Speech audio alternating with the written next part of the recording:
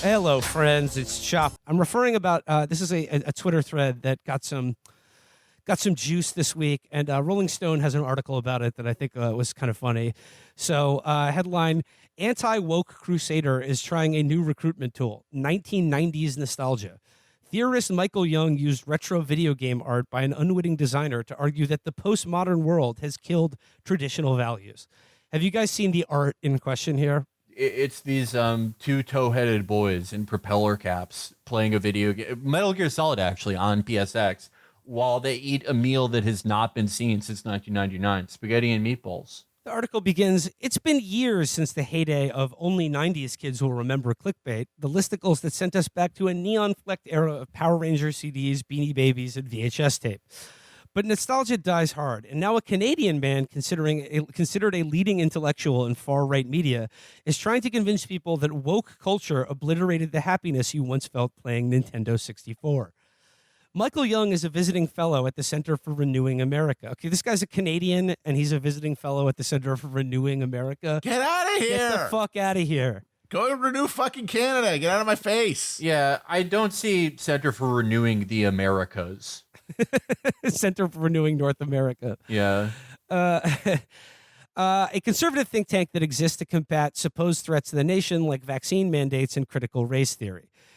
Apart from his work with CRA, Young has written for right-wing publications like The Federalist and co-authored an anti-LGBTQ pamphlet titled A Parent's Guide to Radical Gender Theory with the conservative agitator Christopher Rufo. But Young's real audience is on Twitter, whereas at Wokal Distance, he unspools grandiose threads about the collapse of a once proud Western culture for some 220,000 followers. Often this involves attacking woke politics, but recently Young went viral with a different strategy, presenting artwork of blissful children with retro games consoles and toys to play on millennial nostalgia. The overwrought, self-serious tweets backfired as people parodied Young's comments and accused him of yearning for Pokemon cards. Critics heaped so much ridicule on Young's infantilizing theory of a lost world worth fighting for that he locked his account for at least a day. Although already blocked on Twitter for lightly roasting his thread, this Rolling Stone reporter attempted to contact Young through the communications director of the Center for Renewing America, who did not provide a way of getting in touch with Young or offer comment on his tweets. So this is a funny thing because I guess it's just like these halcyon images of, usually it's like young boys on Christmas and they're ripping open the package and it's a Nintendo 64. You get to play a game, you get to play GoldenEye with your friends. I mean, we talked before about how sort of like 90s nostalgia or people pining for like how happy and they were as kids is sort of like a byproduct of, well, yeah, like of course everyone was happier as kids because, you got PlayStation on Christmas and you didn't have a fucking job to worry about. But at the same time, it's like, isn't on a certain level everyone has this kind of curdled nostalgia for the 90s because it really was like the last decade. Yeah. When like the future existed, and now like we've gotten to the future in the 21st century and come to find out that there is none. There is no future. It's only going backwards I gotta say, in time. It definitely makes you want to go back and apologize to everyone who was a Y2K hysteric because they were effectively correct. Like, because you had the millennium coming and everyone was excited. Oh, the next millennium, what will it bring? And then you had these hysterical party poopers freaking out about some computer glitch. But it turns out that they were right, that things were going to go on a completely different trajectory than what anybody in general culture was assuming at that time. And the vibrations were there, and that they were the only ones feeling it. And of course, as is always the case, like the specific content of their argument, the computers are going to go on the fritz was wrong, but the broader sense that the computers, among other things, were going to destroy us is absolutely correct. I think it's funny to choose the 90s because that's when they did the actual Great Reset. Like that's totally. when they actually like did it. That's when they did like NAFTA and welfare reform and everything. That's the actual Great Reset. But I don't know. I mean, as always, I think it's phones. Did I tell you guys about like the trad opinion that I came up with? No. So hobos, classic train riding hobos are they had a code of honor. They had their own culture and language, They performed feats of trickery and they were honest in a sense. They had a code. They had a code. They wore suits. Modern homeless people are just mindless drug zombies. Yeah, they would never make beans with sterno. No, they would never carefully put all of their items into a bindle. No, they would never have a competition to become Emperor of the North Pole. All right, here's my anti-trad opinion. The modern unhoused actually exist in a state of anarcho-communal horizontal organization, whereas the bad reactionary hobos of yore submitted themselves and others to a cruel system of hierarchical monarchy ruled over by the so-called Emperor of the North Pole. Folks, let's decolonize hobos. Let's decolonize freight trains. I want to clarify, this is not my actual opinion, but I do think a trad guy should do that. Should point out that there was a code of honor. Maybe don't mention those things that Carl Panzram said about being slutted by hobos. But again, it's not my view. I don't think the drug zombie thing. I'm offering an opinion for sale. Oh, wait, who got slitted out by hobos? A lot of people in history, but so Carl Panzram allegedly said that when he wrote his autobiography. Panzram? Oh my God, Will, you have not been following Felix's true crime arc enough. Carl Panzram, classic hobo murderer from the early 20th century. Yeah, he was a very early American serial killer, early in modernity. I do like people keep pointing out to this guy, you can play video games and eat spaghetti and meatballs now, but it won't feel like it felt when you were a kid. No, it won't. That is ashes in your mouth. He is correctly identified a real absence, because if you cannot move forward as an adult, if you have no hope that you will be able to shape your destiny, which is what the promise of adulthood has traditionally been, then what is left but nostalgia for the total lack of responsibility, the total the pleasant, unalienated, unstructured leisure time of childhood. And so what else is to be sought but making that your goal, since you're not going to realistically be in charge of anything?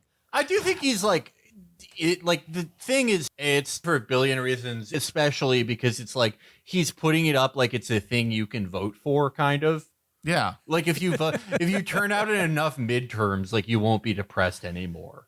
But there is some in the literal exact thing he's talking about, right? You don't have the feeling you used to have when you were playing video games with your friends. And part of that, obviously, no shit, you're not a child anymore.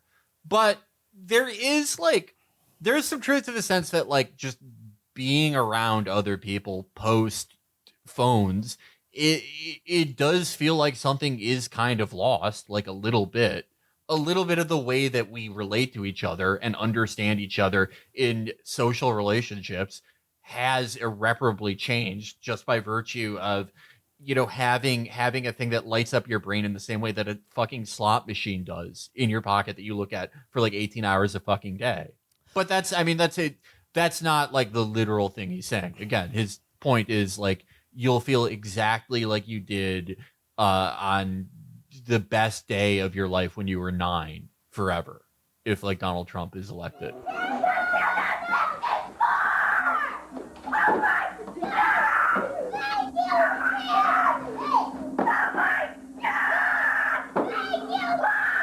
I think, the 90s were fun, but I think people today have lost sight of a different period in American history, and it's one that, similar to the Renewing America guy, I would like to renew.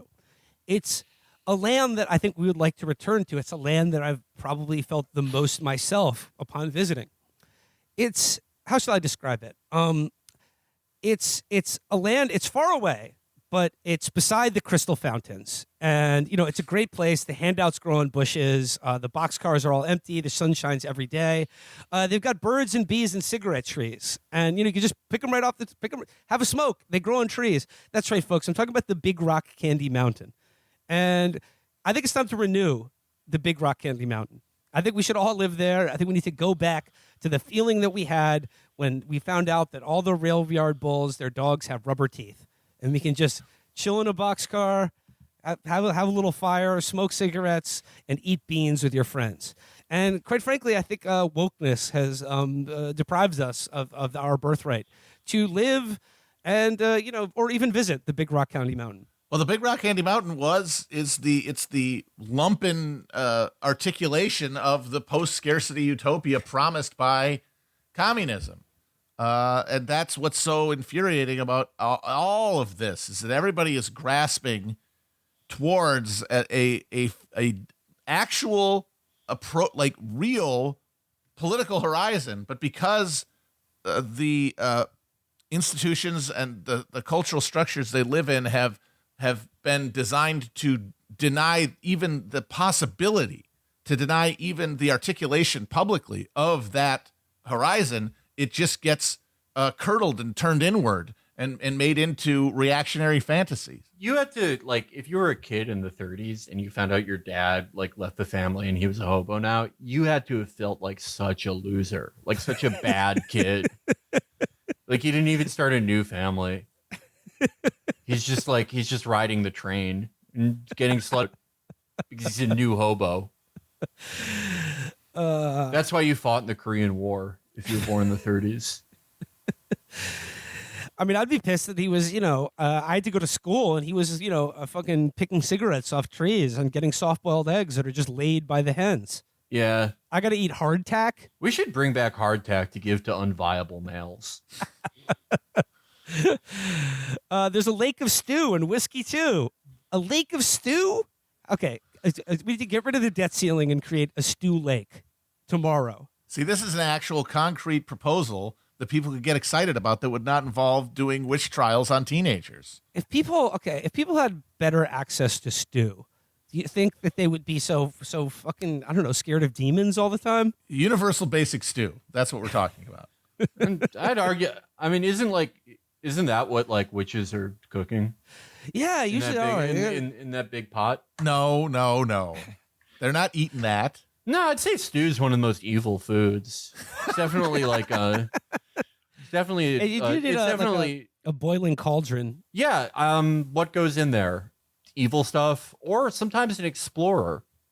It's traditionally the food of pre-Christian cultures or anti-Christian cultures, like witches. If I can't have stew, then I don't want to be part of your revolution. I always thought that was funny, like the drawings of the explorer, just standing in the cauldron. Like how long? That has to take 7 weeks to break down the meat and everything. Yeah, well, he's always up to his knees.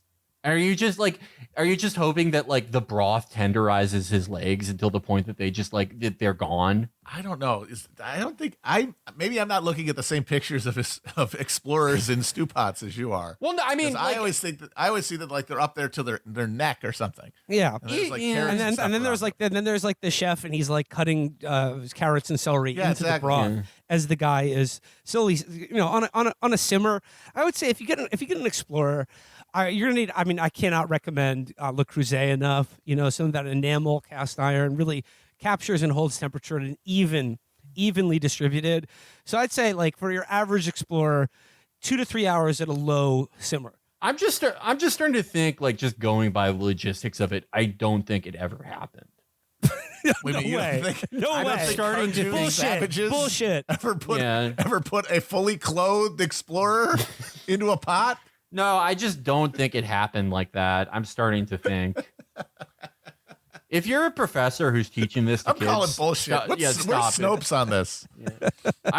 I don't think it's right that we still think that everyone still thinks that happened. Oh, this is interesting. Just checking Snopes. It says that the idea that explorers were ever cooked whole, well-clothed in pots is Russian disinformation. Oh, wow. Oh. Okay, well then explain to me the lost feeling of warmth and camaraderie I had with my best friends when we played GoldenEye together, waiting for an explorer to fucking melt off the bone in the kitchen. And the smells wafted into the living room, and there was a white blanket of snow outside, and the mom would come into the room and she'd say, who wants his nose? I've got toenails here, toenail chips. That is I mean, there's like a ton of things about like making that a political program, but like that specific like new genre of art and like post about like remember what it was like when you were 9. It's like, yeah, no, I remember like the good sleepovers, but I also remember like the average day when I was 9 or 10 or 11, which is like, did I get like no pussy? Yeah, get it? Well, like, did I ruin my dick by jacking off before I could ejaculate like actual semen? Like just the weird things that you think when you're a kid. Finding about, you've only known about like the concept of death for a few years. You're still working around that. The concept of death was not as disturbing to me as when I realized that at some point in the future, our sun would expand to the point that it would incinerate the entire planet. That really making it all ashes for eternity. Yeah, that's hard to onboard when you're 9 years old. But hey, I mean, like, overall thinking about it, like, were things better in the 90s? Did you have more fun as a kid? Maybe, but like in life, we trade our innocence for self-awareness. And I think like if you want to add a political dimension to that, I mean, I think there is something very sinister about inculcating in people a sense that they should remain innocent and blissful forever, or that they need to be, as a child would be, you need to be protected from the evils and terrors of this half-worn world. But if there's no protection against them, I mean, if there's no way to negotiate the wider world to your demands, to your preferences, to what you think is the right, then a retreat is the only solution, right? Like that's it. Like the only thing to do is to vote to protect you from having to negotiate with a wider world that refuses in every way refuses to take into account or metabolize your demands or your desires. Well, I think we just need to hang the jerk who invented work. Indeed. I mean, always. That's always been the goal. That's always been that's the mission of humanity. But it doesn't look like we're going to get our shit together to actually do it.